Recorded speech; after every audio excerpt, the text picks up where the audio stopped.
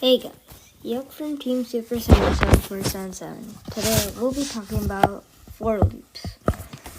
So, to begin with, for loops execute a block of code a limited amount of time. And it executes if a condition is true. So, basically, to create a for loop, you need a set of brackets and curly brackets, as you can see right here. Inside of those curly brackets, you have three different parts. You declare the counter or the index, you have your condition, and then you have your increment counter by each iteration.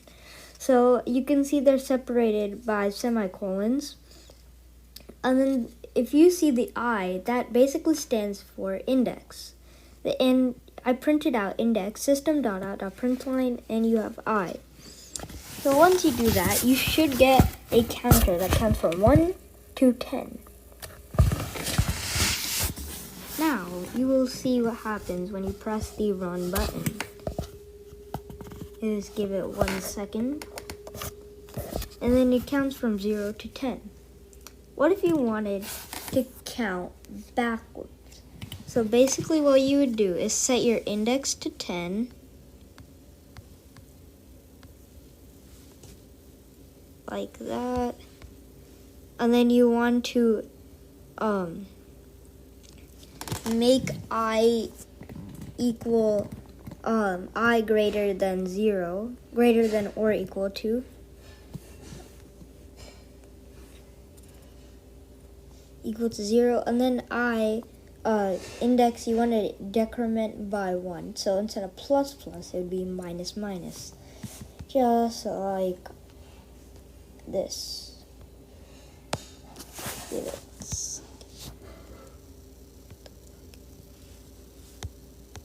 There you go. Now we should have something that counts backwards. But what if we wanted to say something like Happy New Year? We want to go outside of those curly brackets. System.out.println.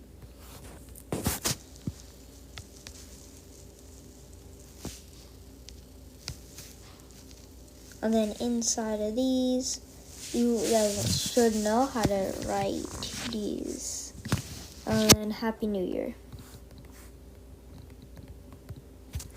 There we go. And then we should have a program that counts backwards. Give it 1 second. So there. Oh, one thing we forgot to do is set the condition to 0. That's why it's counting down 0. Trial and error. Okay. So now we'll have a program that prints 1, 10, 9, 8, 7, 6, 5, 4, 3, 2, 1, and then it'll go print Happy New Year, as you can see here. So what is happening in this for loop? So in the first part where you say int I equals 10. So you're saying the index will start off at 10. And then when your condition, your index is greater than or equal to 0, the index will slowly decrease. So I is equal to 10, then subtract it 9, subtract it 8, just like that. So for loops can get pretty simple.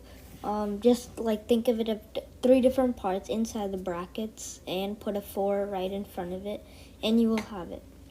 Okay, guys, that's all for loops.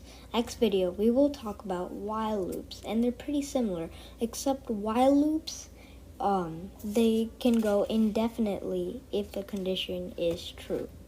Thank you.